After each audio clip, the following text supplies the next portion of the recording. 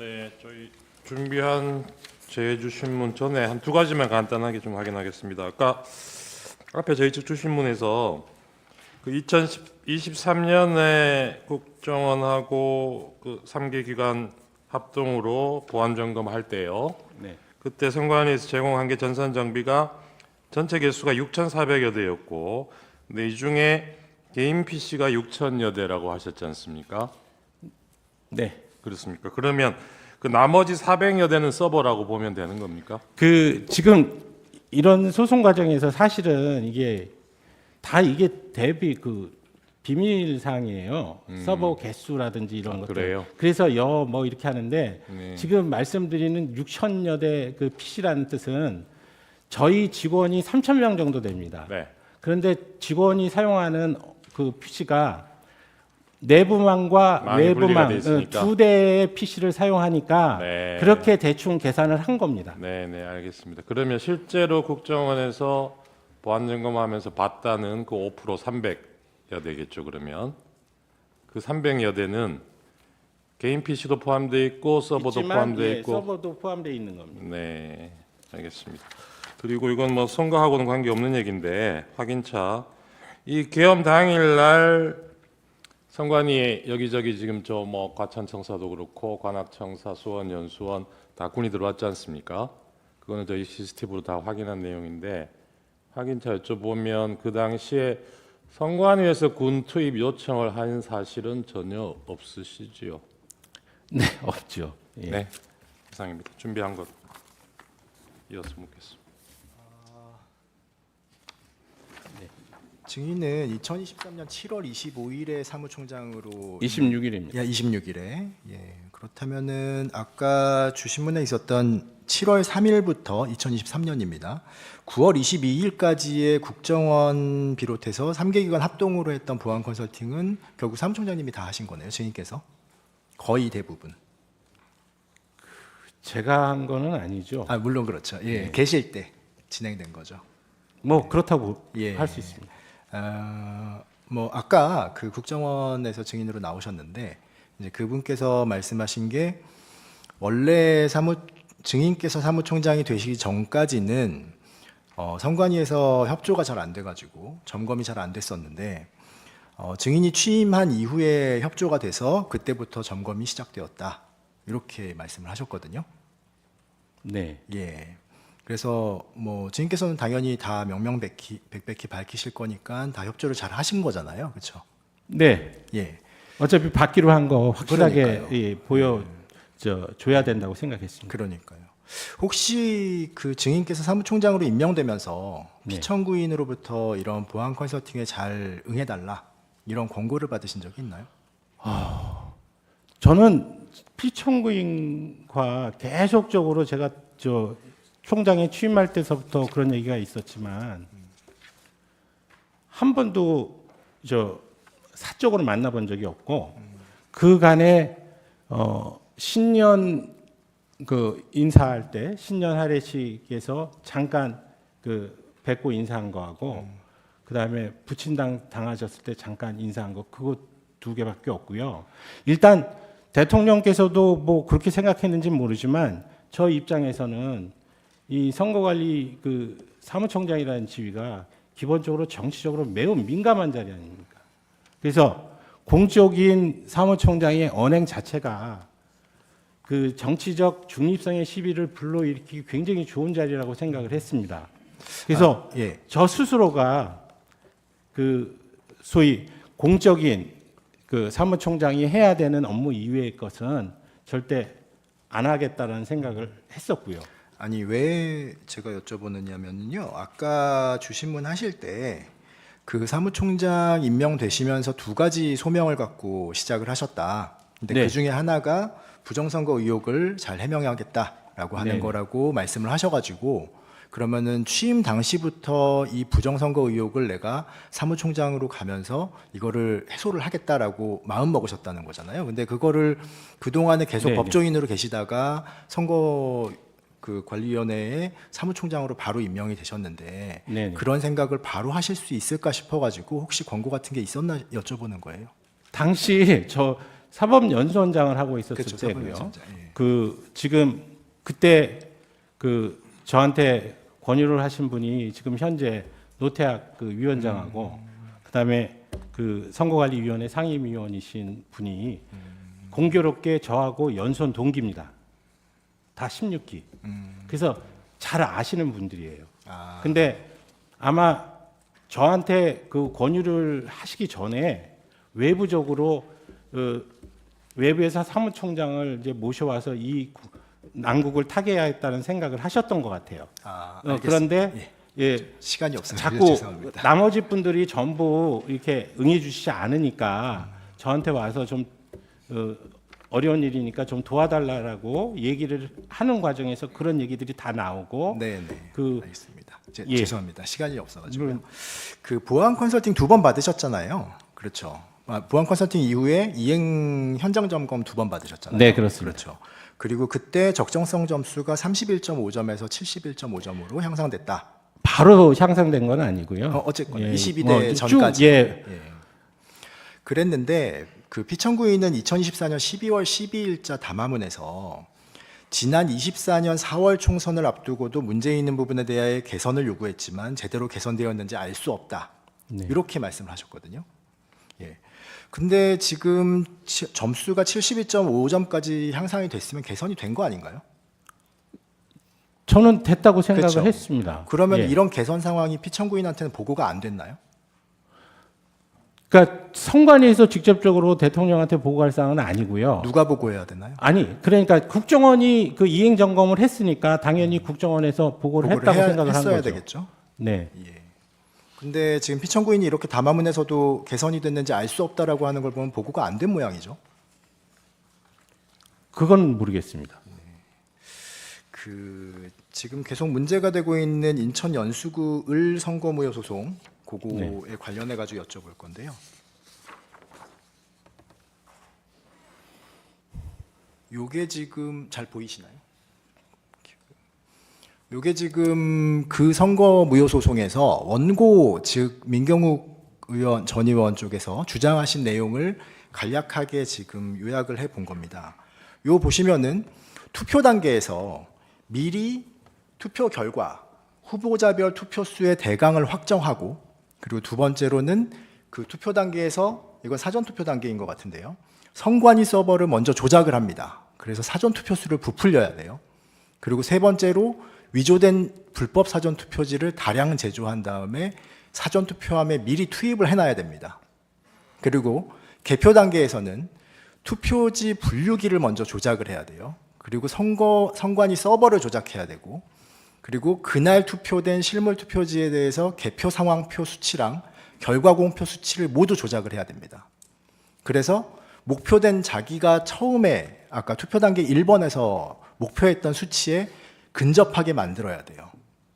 그리고 개표 이후에 증거 보전 이전에는 요게 아무리 맞추려고 해도 수치가 잘 안 맞을 수 있겠죠. 그래가지고 다량의 위조된 당일 투표지와 사전 투표지를 또 급조를 합니다. 그러고 나서 그 수치에 맞춰가지고 봉인된 투표함에서 넣어졌던 투표지를 빼고 자기들이 위조한 투표지를 집어넣어야 됩니다. 요게 원고가 주장한 부정선거의 논리입니다. 요 보시면은 제가 빨간색으로 표시해놨는데요. 조작과 불법 투입이 지금 몇 번이 이루어져 있냐면 대략 한 5에서 6번 정도 이루어집니다. 사무총장으로서 이거 가능하다고 보십니까? 이게 지금 그 부정선거 주장하시는 분들이 네, 한 맞습니다. 거라고요? 예, 기본적으로 잘 이해가 안 가는 부분은 네, 저희들 입장에서는 개표 단계에서 이미 다 확정이 된다고 보는 거거든요.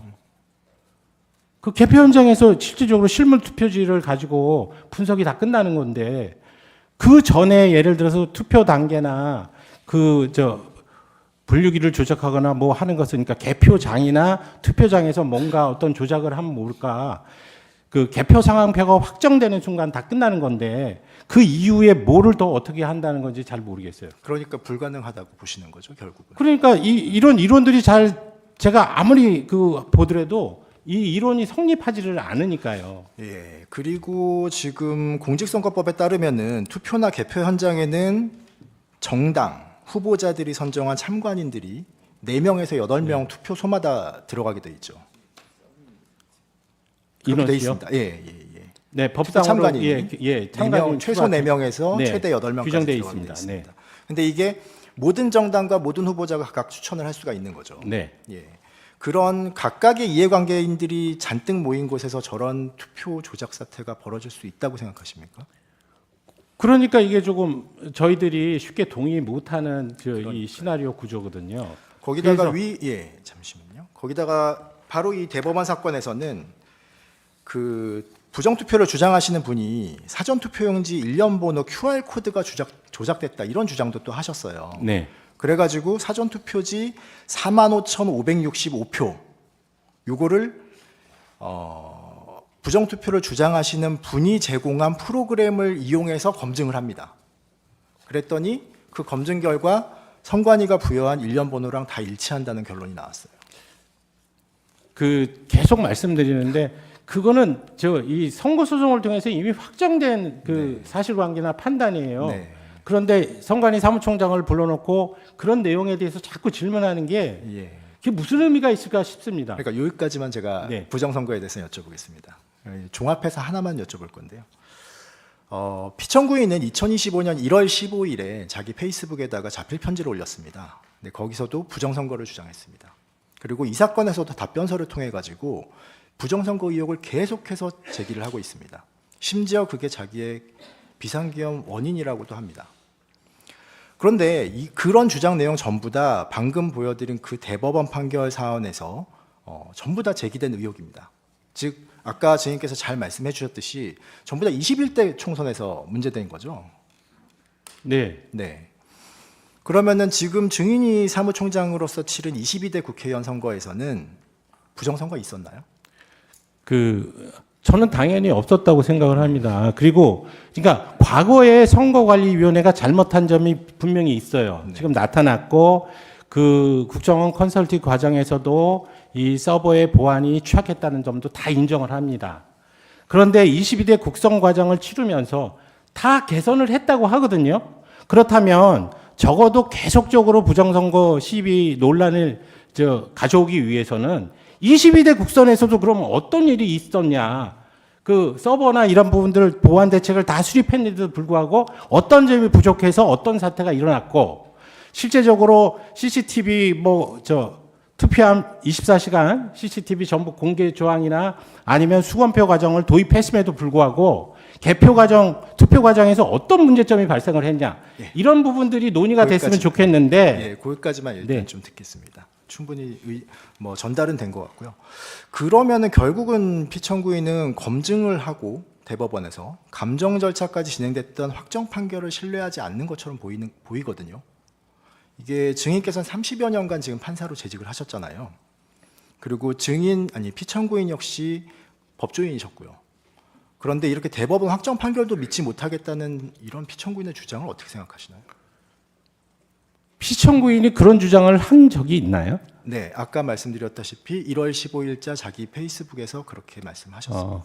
그 내용에 대해서는 잘 모르겠습니다. 네. 어쨌든 지금 그 21대 국선이나 이런 부분을 가지고 이제 저한테 말씀을 하시면 저는 대법원 판결로 그 사안은 전부 밝혀졌다라고 말씀드릴 수밖에 없는 내용이고요. 한 가지만 죄송합니다만 그러면은 지금 피청구인은 계속 주장하는 게 증인도 인정하시다시피 21대 선거가 부정선거라고 해서 지금 이 사건 비상계엄을 했다는 거거든요. 근데 21대 선거라고 하는 거는 지금 상황에서는 과거의 사실인 거죠. 그렇죠? 그럴 수밖에 없지 않았습니까? 그런데 판사를 하셔갖고 잘 아시겠지만 비상계엄 선포는 전시사변 또는 이에 준하는 비상사태가 현존해야 되는 거죠. 그 부분 질문을 안 하시는 것으로 하시죠. 알겠습니다. 자, 그렇다면은 증인은 죄송한 말씀이시지만 피청구인과 대학 동기시죠? 대학 동기는 맞습니다. 그리고 근데 피청구인이 지금 주장하는 부정선거 의혹에 대해서 증인에게 물어보거나 확인을 요청한 사실은 한 번도 없었죠. 네.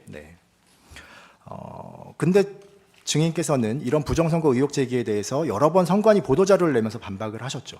네. 네. 그런데도 지금 피청구인이 계속 부정선거를 주장하는 것은 결국 선관위 설명도 못 믿겠다는 거죠.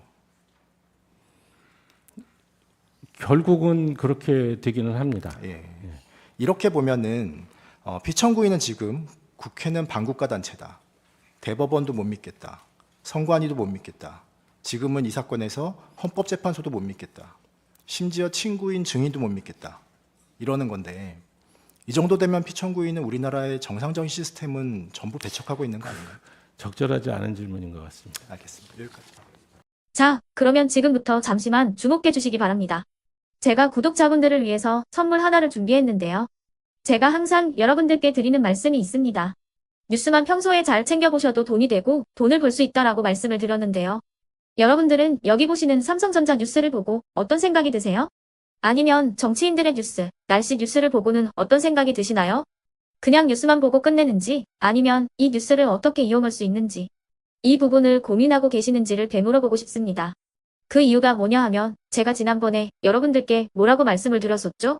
지금은 반도체 섹터를 눈여겨보셔야 한다고 말씀드렸습니다. 그리고 나서 이런 썸네일들 뉴스를 통해서 많이 보셨을 겁니다. 반도체 내용이 이슈가 됐을 때 부자들은 어떻게 생각한다? 반도체 관련주들은 뭐가 있는지, 어떤 종목이 가장 좋은지, 어디에 투자해야 돈이 몰리는지 자연스럽게 생각한다고 제가 말씀을 드렸죠. 그 이유가 뭐냐 하면 부자들이 봤을 때는 이슈가 곧 돈으로 이어지고 그 이슈가 나에게 돈을 벌어준다는 경험적 확신이 있기 때문에 부자들은 항상 이런 사회적 이슈를 관심 있게 챙겨본다고 제가 말씀을 드렸습니다. 이번에도 마찬가지인데요. 제가 지난번에 시청자분들과 함께하는 주식으로 수익 내기 이벤트를 진행했었죠. 당연히 100% 무료로 진행을 했었고요. 여기 보시면 아시겠지만 제가 지난번에도 구독이라고 보내주신 모든 시청자분들께 반도체 관련주 중에 가장 크게 급등할 딱 한 종목, 많은 종목도 아니라 한미반도체 한 종목을 여러분들께 추천드렸어요. 그러면서 여기 나와 있는 대로 정확히 얼마에 매수해야 하는지, 그리고 수익률이 어느 정도 나왔을 때 팔아야 하는지를 이런 부분들까지 여러분들에게 정확히 알려드렸었는데 지금 실제로 어떻게 되었다? 오른쪽을 보시면 아시겠지만 제가 지난번 문자 발송으로 이 한미반도체를 소개해드리고 나서 실제로 이렇게 5배 이상 어마무시한 상승이 나왔습니다. 100만 원만 투자를 했어도 무려 500만 원이 넘는 수익금이 생긴 거죠. 그래서 당시에도 굉장히 많은 분들이 제가 드린 이 한미반도체로 수익을 내실 수가 있으셨을 텐데요. 다시 한번 축하드린다고 말씀을 드리겠고 이번에도 마찬가지입니다. 앞으로도 2024년, 2025년 계속해서 기대해볼 섹터는 AI입니다. 그 중에서도 AI 반도체는 그 누구도 부정할 수 없는 미래성장 산업입니다. 그러면 우리가 어떻게 생각해 볼 수 있을까요? AI 반도체 종목 중에 앞으로 크게 대장 역할을 하면서 10배 이상 급등할 수 있는 텐베고 종목을 지금부터 열심히 추적해야 한다는 겁니다. 큰 돈을 투자하지 않더라도 월급의 일부분 아주 소액이라도 이 종목을 모아가야 수백 %의 수익률을 손에 쥘 수 있는 것이죠. 지금 여러분이 보고 계시는 이 유튜브 또한 AI 반도체와 아주 밀접한 연관이 있고 반도체야말로 대한민국의 핵심 산업으로 앞으로 더더욱 시장은 성장할 수밖에 없습니다. 그렇기 때문에 제가 이번에도 뭘 보내드리고 있냐면 지난번과 똑같이 구독이라는 문자를 보내주시면 제가 AI 반도체 관련주 중에 앞으로 대장주 역할을 하면서 주가가 가장 크게 급등할 한 종목을 여러분들께 문자 발송으로 종목명과 사고 파는 시점을 모두 알려드릴 건데요. 그 문자를 받고 여러분들이 주식으로 돈 버는 연습을 한번 해보셨으면 좋겠고요. 혹시라도 나는 주식을 하지 않는다 하시는 분들은 주변에 주식하시는 지인분들에게 말씀을 해주셔도 되고요. 아니면 연세가 있으셔서 투자가 어렵다 하시는 분들은 이 종목을 자녀분들에게 한번 사봐라. 이걸로 한번 수익을 내봐라. 이렇게 조언을 해주실 수도 있는 거겠죠. 그래서 지금 이 영상을 보시는 시청자분들 중에 나도 이번 종목이 좀 궁금하다 하시는 분들은요. 누구나 상관없이 그리고 어느 시간대나 상관없이 부담 없이 010-2514-5930번으로 구독이라는 문자 보내주시면 제가 이번에도 똑같이 무료 추천 급등주 문자를 보내드리겠습니다. 이해되시겠죠? 제 번호 010-2514-5930번으로 구독이라는 문자 보내주시면 여러분들이 직접 이슈를 통해서 돈 버는 연습을 해보실 수가 있는 거고 제가 돈을 받는 것도 아니고 투자를 대신해 드리는 것도 아니기 때문에 부담 없이 신청해 주시면 되는 겁니다. 그리고 수익이 나면 저는 다른 것은 하나도 바라지 않습니다. 제 채널에 구독, 좋아요 한 번씩만 눌러주시라 이렇게 다시 한번 말씀을 드리겠습니다.